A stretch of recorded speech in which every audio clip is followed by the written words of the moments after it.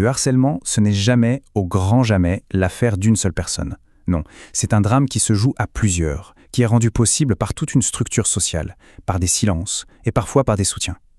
Alors on va plonger ensemble au cœur de ce mécanisme, pour bien comprendre qui sont ses complices. Voilà une phrase qui claque et qui dit tout en fait. Elle pose l'argument central. Il faut regarder au-delà de l'agresseur lui-même. Il faut observer l'écosystème, si on veut, qui lui permet d'agir. C'est cet environnement qu'on va explorer maintenant. Oui, c'est la question essentielle, non? Si le harceleur n'est pas seul dans son coin, qui sont ces autres?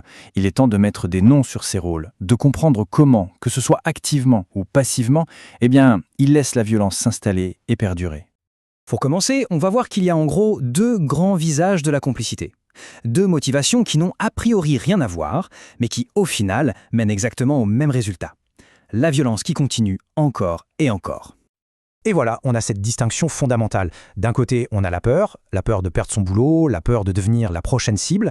C'est presque, on pourrait dire, une complicité de survie. Et de l'autre côté, c'est l'opportunisme. C'est ceux qui voient un intérêt, un petit quelque chose à gagner en se rangeant du côté du plus fort, même si ce fort est un agresseur. Mais ce qui est crucial de comprendre, c'est que dans les deux cas, le résultat est le même. Ça nourrit le problème. Ok, donc on a vu les motivations. Maintenant, allons un peu plus loin. On peut identifier 4 rôles, 4 postures très différentes que peut prendre un témoin. Regardons ça de plus près.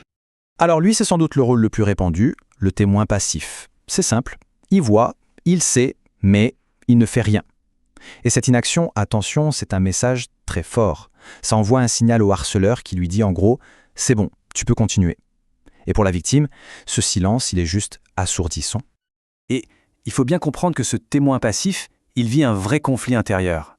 Son silence, bien sûr, il vient de la peur, mais il génère aussi une souffrance énorme chez lui. Ce sentiment d'être impuissant, la honte, la culpabilité, c'est quelque chose qui peut vraiment le ronger de l'intérieur, et pendant très longtemps.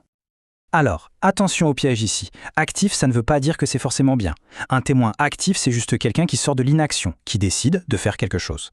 Et là, il y a deux chemins possibles. Soit il le fait pour défendre la victime, et là c'est super, soit il le fait pour soutenir l'agresseur. Et là, il devient carrément un collaborateur de la violence.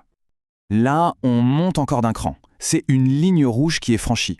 Le co-auteur, ce n'est plus juste un spectateur, non, il devient un acteur du harcèlement.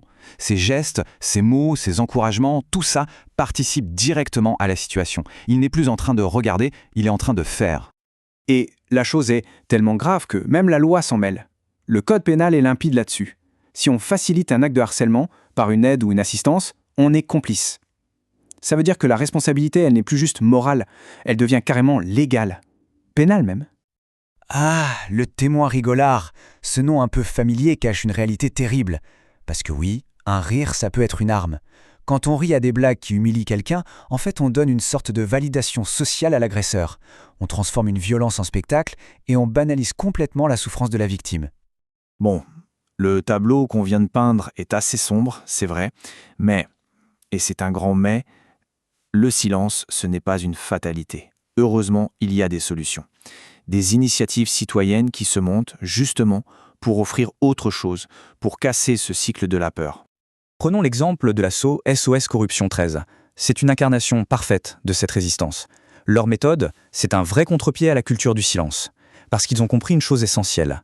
Avant même de parler de justice, de droit, tout commence par l'écoute. Une écoute bienveillante, qui reconnaît la souffrance. Et ça, c'est la première étape pour rendre sa dignité à une victime. Et l'impact de cette démarche, il est énorme. Il faut s'imaginer, pour une personne qui se sent seule, isolée, humiliée, le simple fait d'être enfin écoutée, et surtout d'être crue, c'est une immense première victoire. C'est la preuve que oui, le silence peut être brisé, et que oui, l'action de plusieurs personnes peut redonner l'espoir de voir la justice. Au final, toute cette analyse, elle nous ramène à une question très personnelle. En fait, en comprenant tous ces rôles du témoin qui ne dit rien jusqu'au défenseur actif, on se rend compte d'une chose. Il y a toujours un choix à faire. Face à l'injustice, même ne rien faire, c'est une forme d'action.